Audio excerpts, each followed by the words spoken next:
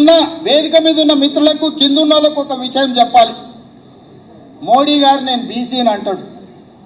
మోడీ గారు వాస్తవంగా బీసీ కాదయా, లీగల్లీ కన్వర్టెడ్ బీసీ. నేను చాలా జాగ్రత్తగా ఈ పదం వాడుతున్నా, లీగల్లీ కన్వర్టెడ్ బీసీ. 2001 వరకు ఆయన ముఖ్యమంత్రి కానంత వరకు ఆయన కులము గుజరాత్ రాష్ట్రంలో ఉన్నత వర్గాలలో ఉండే. ఆయన ముఖ్యమంత్రి అయినాక ఆ కులాన్ని తీసుకొచ్చి బీసీలో కలుపుకున్నాడా చట్టం చేసి. ఆయన పుట్టుకతో బీసీ కాదు, నరేంద్ర మోడీ గారు పుట్టుకతో బీసీ కాదు. మరి నీ క్యాబినెట్ లో సగం కంటే ఎక్కువ బీసీలు ఎందుకు లేరని సమాజం అడుగుతుంటే ఏం చేయాలనో అర్థం కాక అటెన్షన్ డైవర్షన్ పాలిటిక్స్ కోసం రేవంత్ రెడ్డి గారు ప్రధానమంత్రి గారి మీద మాట్లాడుతున్నారు. సూర్యుని మీద ఉమ్మేస్తే అది తిరిగి ముఖం మీదనే పడుతుంది అనేటువంటి విషయాన్ని ఆయన అర్థం చేసుకోవాలి.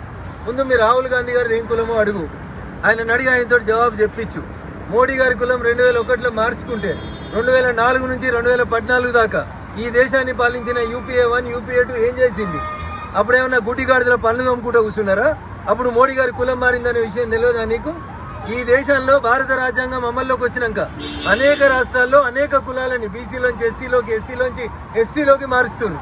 రేవంత్ రెడ్డి గారు నీకు తెలియకపోతే తెలుసుకో. లంబాడాలు, గిరిజనులు, వంజారాలు అని చెప్పుకునేటువంటి సోదరులు కొన్ని రాష్ట్రాల్లో ఎస్సీలుగా ఉన్నారు, కొన్ని రాష్ట్రాలకు ఎస్టీలు ఉన్నారు, కొన్ని రాష్ట్రాల్లో బీసీలుగా ఉన్నారు. ఒక్కొక్క రాష్ట్రం ఒక్కొక్క రకమైనటువంటి నిర్ణయం తీసుకుంటూ వచ్చింది.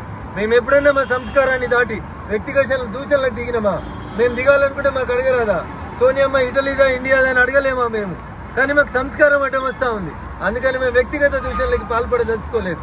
ఎవరైతే 10% మైనార్టీలను తెచ్చి 46% బీసీలలో కలుపుతా నువ్వు మాట్లాడిన రోజు ఇదే రఘునందన్ పార్లమెంట్ లో నిలబడి కాంగ్రెస్ పార్టీని అడిగిండు బీసీలకు అన్యాయం చేయడాన్ని భారతీయ జనతా పార్టీ ఎట్టి పరిస్థితుల్లో ఒప్పుకోదండి.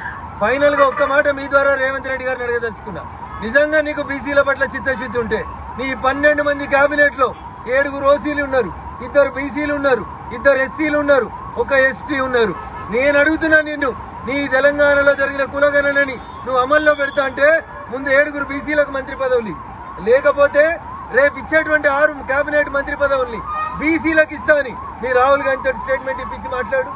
అంతేగాని వ్యక్తిగతంగా ప్రధానమంత్రిని తిడితే తానేనో పెద్దగా అయిపోతాయని అనుకుంటే దాన్ని ఆయన విఘ్నతకే వదిలేస్తాను. మళ్ళీ బీసీ కులగణన చేస్తా అంటున్నారు, దాని మీద మీ అభిప్రాయం సహకరిస్తారా?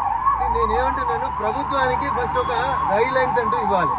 అందరూ కులగణనలో పాల్గొనండి. కులగణనలో పాల్గొనకపోతే మీ ఆధార్ కార్డులు, మీ రేషన్ కార్డులు రద్దు అయితే స్ట్రిక్ట్ గా రూల్స్ పెట్టుండ్రి. నువ్వు ఏం చేయాలనుకుంటున్నావు నీకే తెలియదు. మీ ప్రభుత్వమే చెప్పింది ఆప్షనల్ అని.